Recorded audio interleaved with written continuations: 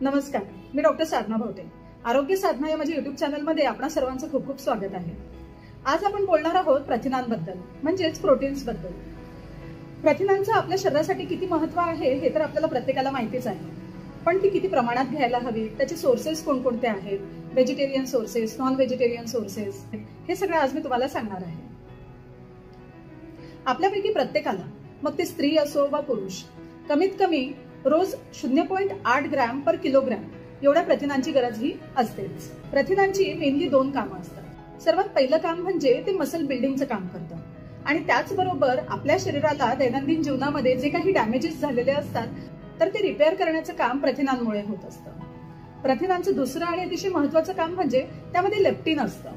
त्यामुळे होतं काय की आपल्याला पोट भरल्याचं सेन्सेशन हे लवकर येतं, आणि त्यामुळे एक्सेस कॅलरीजचा आपण इंटेक करत नाही, आणि म्हणूनच वजन कमी करणाऱ्यांसाठी सुद्धा प्रथिनांचा इंटेक असणं फार गरजेचं असतं।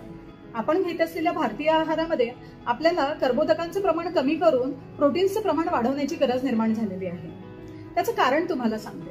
पूर्वीच्या लोकांमध्ये अंगमेहनतीचं काम हे भरपूर होतं, आणि त्यामुळे ते एका वेळेला 3 ते 4 पोळ्या भात हे अगदी सहजपणे खाऊन जायचे, आणि ते पचवण्याची, त्या कॅलरीज बर्न करण्याची क्षमता देखील त्यांच्यामध्ये होती।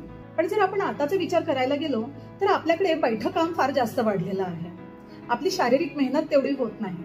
मग त्यामुळे आपण आपल्या आहारामध्ये कर्बोदकांचं प्रमाण थोडंसं कमी करून प्रथिनांचं प्रमाण हे वाढवायला हवं। आता प्रथिनं नेमकी घ्यायची किती?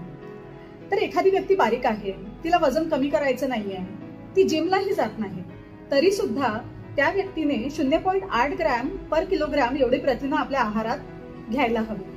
आणि जर एखादी व्यक्ती अशी आहे की तिला वजन कमी करायचं आहे, तिच्या शरीरावर चरबीचं प्रमाण हे वाढलेलं आहे, तर अशांनी 1 ग्रॅम पर किलोग्रॅम एवढं प्रथिन आपल्या आहारात घ्यायला हवं। त्याचा फायदा असा होतो की प्रथिनांमुळे पोट भरल्याचं सेन्सेशन हे आपल्याला लवकर येतं, आणि त्यामुळे एक्सेस कॅलरीज ह्या खाल्ल्या जात नाही, आणि म्हणूनच कार्बोहायड्रेटचं प्रमाणही आपसुकच कमी होतं, आणि वजन कमी व्हायला मदत होते। आता आपण पाहूया की प्रथिनांचे सोर्सेस कोणकोणते आहेत।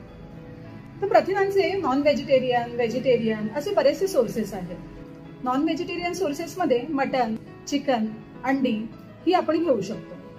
पण मटन आणि चीज ह्या दोन गोष्टी घेण्यामध्ये प्रॉब्लेम हा आहे की यामध्ये प्रथिनांबरोबरच सॅच्युरेटेड फॅटचं प्रमाण हे देखील जास्त असतं। त्यामुळे ज्यांना वजन कमी करायचं आहे किंवा फिटनेसच्या दृष्टीने ते अयोग्य ठरतं। पण जर आपण चिकन, एग्स यांचा विचार केला तर यामध्ये प्रथिनांचं प्रमाण हे कर्बोदकांपेक्षा खूप जास्त आहे, आणि म्हणूनच ज्यांना वजन कमी करायचं आहे किंवा एक फिटनेस दृष्ट्याही चिकन, मासे आणि अंडी यांचा आहारात समावेश हा आपण करायला हवा। आता वळूया व्हेजिटेरियन सोर्सेसकडे।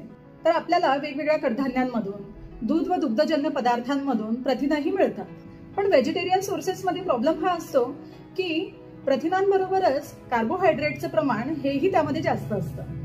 त्यामुळे होतं काय की जे नॉनव्हेज खात आहे त्यांना प्रथिनांचा सप्लाय हा फार इझिली होऊ शकतो। तर या सगळ्यांवर उपाय काय? तर या सगळ्यांमधून जे लीन प्रोटीन आहेत, ज्यामधून आपल्याला फक्त प्रथिनच मिळतील, सॅच्युरेटेड फॅट, कार्बोहायड्रेट्स हे जास्त प्रमाणात मिळणार नाही, अशी एक लिस्ट मी तयार केलेली आहे, तर ती मी तुम्हाला सांगते। सर्वात पहिला ऑप्शन म्हणजे चिकन ब्रेस्ट।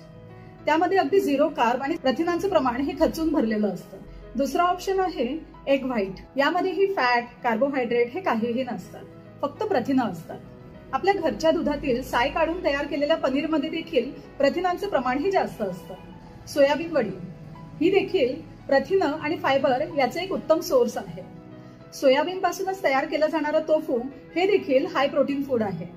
मी जी काही तुम्हाला ही उदाहरणं दिलेली आहे यांमध्ये प्रथिनांचं प्रमाण हे कार्ब्स आणि फॅट्स पेक्षा खूप जास्त आहे, त्यामुळे त्याची बायो अवेलेबिलिटी ही जास्त असते। मसल बिल्डिंगसाठी, फॅट लॉससाठी आणि फिटनेस गोल अचीव्ह करण्यासाठी हे प्रोटीन्स आपल्याला उपयोगात येऊ शकतात। पण मग याचा अर्थ असा आहे का की बाकी सोर्सेस आपण घ्यायचेच नाही?